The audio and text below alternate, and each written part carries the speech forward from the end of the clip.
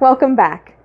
Today, I am going to show you what may be the oldest known magic trick, the cups and balls. It is hundreds, if not thousands of years old, and there are about as many versions of it as there are magicians.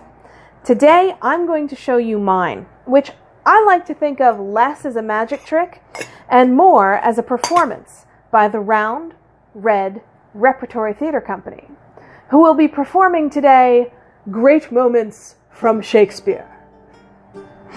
We'll start with my personal favorite, The Three Witches from Macbeth.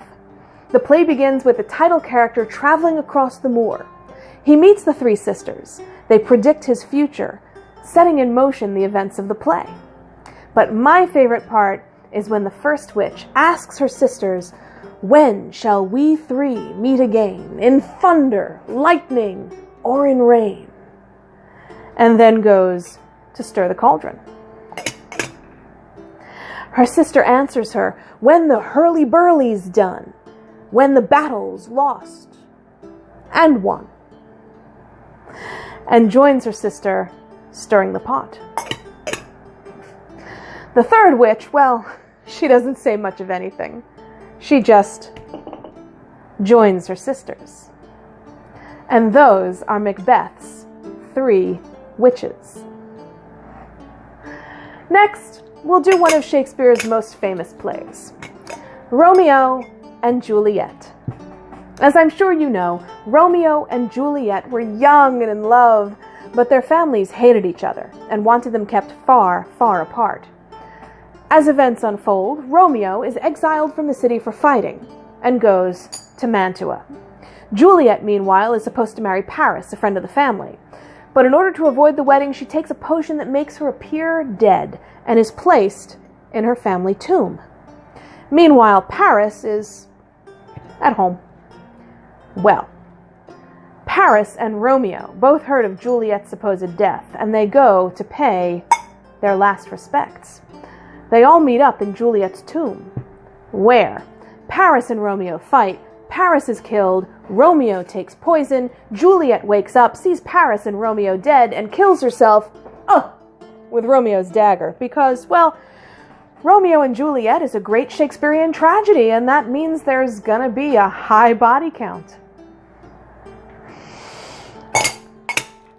From one of Shakespeare's best-known plays to one of his least known. Next, we'll do Pericles, Prince of Tyre, and for that, we only need Pericles. He was, well, the Prince of Tyre, and he was being hunted by the wicked emperor of Greece. So he escaped and ran to the tiny island of Tarsus. No sooner had he arrived, he heard the emperor was still hot on his trail, so he once again went to sea. Just out of the harbor, he wasn't out of trouble yet. A great storm arose, and he was tossed and turned until he didn't know where he was. Actually, trouble at sea, storms leading to adventures at sea, is a great theme of Shakespeare's. A lot of his characters run into trouble at sea. For example, Hamlet, Prince of Denmark, whose uncle had murdered Hamlet's father and married his mother in order to usurp the throne, was sending Hamlet to England, where Hamlet was to be executed. But Hamlet never arrived. He was captured by pirates along the way. The pirates, they didn't get to keep him either.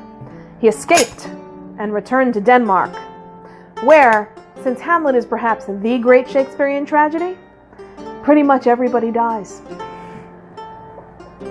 There really is no topping Hamlet. So really there's only one more thing. Oh, that's Puck. He's the mischievous fairy from A Midsummer Night's Dream, and he can't stand to be left out.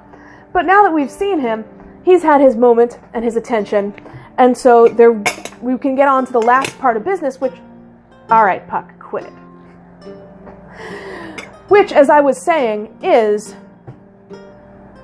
to thank our players. That's right, everybody. It's curtain calls. We've had Wendy and Deb and Janice as our three witches. Bob played Romeo, with the lovely Claire as his Juliet. And Andrew performed Paris. Pericles, Prince of Tyre, was played by David, and Hamlet, a most difficult role, was played by Michael. Puck was, of course, played by Puck. And those were our performers this evening. But they're not the only people involved. There's one more person that we have to thank, and that is, of course, our author, Mr. William Shakespeare. How about a round of applause for the bard himself? The man could write. But there's so many people who work so hard to make a play happen. So how about another round of applause for some of the people working behind the scenes? I'd like to say a special thanks to our costume department and, of course, to our lighting department, without whom none of this would have been possible. Thank you so much. Have a great day. This has been Great Moments from Shakespeare.